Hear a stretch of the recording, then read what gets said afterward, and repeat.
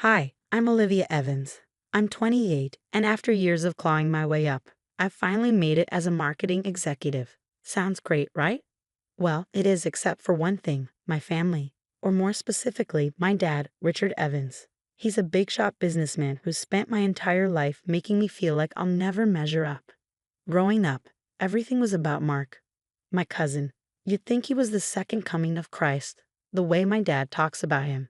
I swear, if my dad could have traded me for him, he wouldn't have hesitated. Once, when I was 10, I won first place at a school science fair. I couldn't wait to show my dad, so I ran into his office, clutching my trophy. And what did he say? "That's nice, sweetie. But did you hear Mark made varsity as a freshman? Seriously?" It was always like that. Mark was the golden child, and I was just there. The only person who ever truly understood me was my mom. She was my rock, always ready with a hug or words of encouragement. But when she passed away when I was 18, my world shattered. Dad buried himself in work, leaving me to grieve alone. And now here I am, packing for the annual family reunion at my dad's fancy estate. I'm dreading it. My phone buzzes. It's Aunt Susan, Dad's sister. "Hey, sweetie. Can't wait to see you tomorrow. You're coming, right?" I sigh and type back, "Wouldn't miss it," before tossing my phone onto the bed. Why do I put myself through this every year? I mutter, stuffing clothes into my suitcase. The next day, I pull up to my dad's mansion, my stomach in knots. Uncle Tom's car is already in the driveway. Great, looks like the golden boy is already here. I plaster on my best fake smile as I ring the doorbell. Aunt Susan opens it, beaming. "Olivia, look at you, more beautiful every time I see you." I force a laugh. "Thanks, Aunt Susan, you look great too." She ushers me inside, chattering about how everyone's out back. Your father's firing up the grill. Oh, and Mark brought his new girlfriend. She's just lovely. Of course he did. I bet Dad's already planning their wedding. I take a deep breath and step onto the patio, forcing another smile. My dad's at the grill, and there's Mark, looking smug as ever. Well, Dad slurs. Look who finally decided to grace us with her presence. Traffic was awful, I lie, trying to keep things civil. How's everyone doing? Mark jumps in, practically glowing. Oh, we're great. I was just telling Uncle Rick about my new business venture. It's going to be huge. I nod, barely listening as he drones on about his latest get-rich-quick scheme, while everyone hangs on his every word. Aunt Susan appears at my side, handing me a glass of wine. "You look like you could use this," she says. "Thanks," I mutter, taking a big sip. The evening drags on, and we all sit around the large table on the patio. Everyone's laughing at my dad's increasingly inappropriate jokes, but I feel the tension simmering under my skin. Suddenly, Dad stands up, swaying slightly. "I'd like to make a toast," he announces, his voice booming, "to my nephew Mark, the son I never had." A cheer erupts from the table, but I can feel my face burning with embarrassment and anger. "Mark, my boy," Dad continues, "you've made me proud. This new business venture is exactly what this family needs. Unlike some people." His eyes flick to me for just a second before he looks away. I grip my wine glass so tightly my knuckles turn white. But nothing could have prepared me for what came next. "You know," my father slurred, swaying slightly. "I always thought having kids would be great, but sometimes mistakes happen." The table went silent. Every pair of eyes turned toward me. "Dad," I whispered, barely able to get the words out. "What are you saying?" He laughed, a harsh, bitter sound that cut through the quiet. "Oh, come on, Olivia. You know you were never part of the plan. Your mother insisted on keeping you, but me? I knew you'd never live up to the Evans name." The silence was suffocating. I stood so abruptly that my chair toppled over, the noise echoing through the stillness. "Excuse me," I choked out, rushing inside, barely able to hold back the tears. I found myself in my father's study, tears streaming down my face. How could he say something like that, especially in front of everyone? The door creaked open behind me. I didn't need to turn around to know who it was. "What do you want?" I spat. "To explain," my father said, his voice strangely calm. I turned to face him, fury and pain warring inside me. "Explain what?" "That I'm not good enough for this family." He sighed, settling into his leather chair as if we were having a casual conversation. "It's not just about that. I've decided to make some changes to my will. Mark has shown real promise, and You're giving him my inheritance? I cut him off, my voice full of disbelief. He didn't flinch. The majority of it, yes. It's what's best for the family business. I stared at him, incredulous. So that's it. You're just writing me off completely. Olivia, don't be dramatic, he said, waving a hand. You'll still get something. Just not as much as we originally discussed. I shook with anger, tears blurring my vision. You know what? Keep it. Keep all of it. I don't want anything from you. Don't be hasty. No, I interrupted, my voice trembling with rage. I'm done. Done with you, with this family, with everything. You want Mark as your heir? Fine. But don't expect to ever hear from me again. I stormed out, ignoring the concerned glances from relatives as I grabbed my purse and keys. As I reached my car, I heard Aunt Susan calling after me. Olivia, wait, where are you going? I turned to face her, my voice cold and cutting. Ask your brother. I'm sure he'll be thrilled to tell you all about his mistake.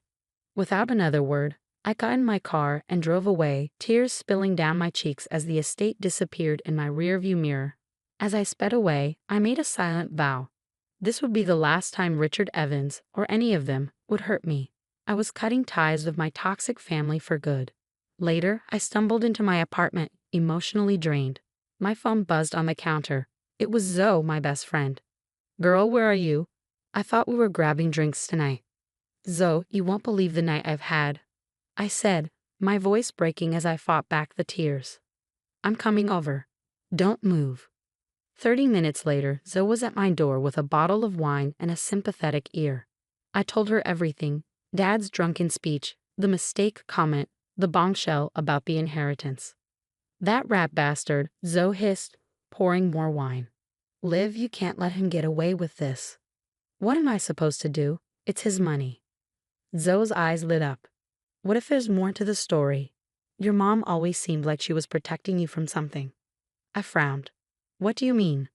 Remember how weird she'd get whenever your dad's business came up? Maybe there's dirt you don't know about. The idea took root. Mom's old letters were still in the attic. Maybe they held answers.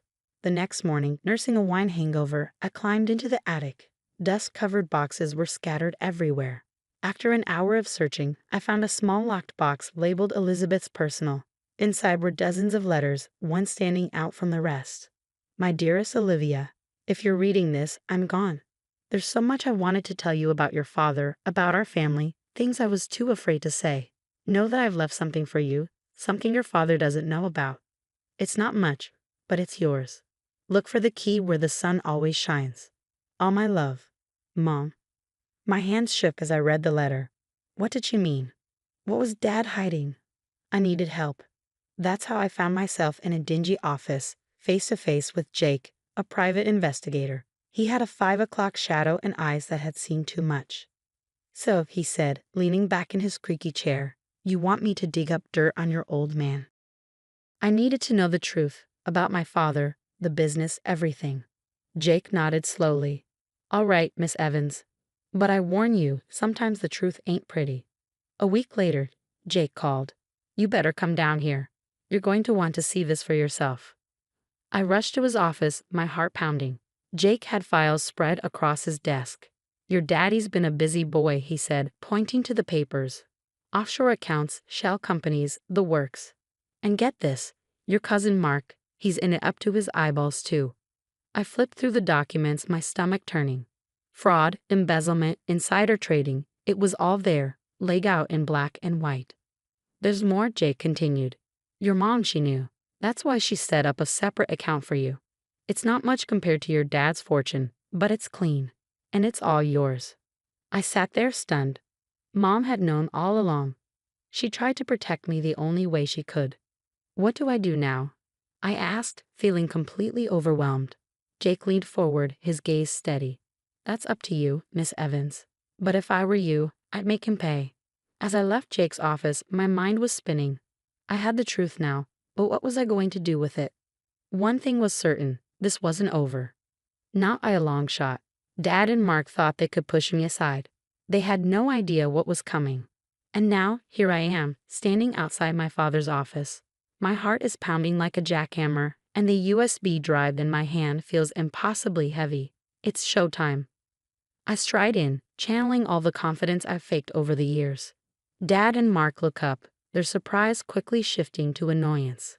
What's the meaning of this, Olivia? Dad barks. I smirk. Oh, just thought I'd drop by for a little family meeting. You know, to discuss offshore accounts, fraud, the usual Evans family business. Their faces, priceless. I wish I had a camera. You can't prove anything, Mark sputters, his confidence shaken. Actually, cousin dearest, I can. And I will, unless you're willing to make a deal. Long story short, I walked out of there with my rightful share of the company and a very legally binding agreement. Turns out, I'm pretty good at hostile takeovers. So what's next for Olivia Evans? Who knows? But one thing's for sure. I'm done living in anyone's shadow. This is my story now, and I'm just getting started. The story of Olivia Evans has come to an end. Now we want to hear from you. What would you do if you discovered your family's darkest secrets? Would you expose them, even if it meant destroying your family's reputation? Or would you stay quiet to protect the people you love? How far would you go for justice? Is revenge ever truly worth it? Share your thoughts in the comments below. What would you have done in Olivia's shoes? Do you think she made the right choice? Have you ever had to cut ties with toxic family members? How did it impact your life? Where do you draw the line between family loyalty and personal integrity?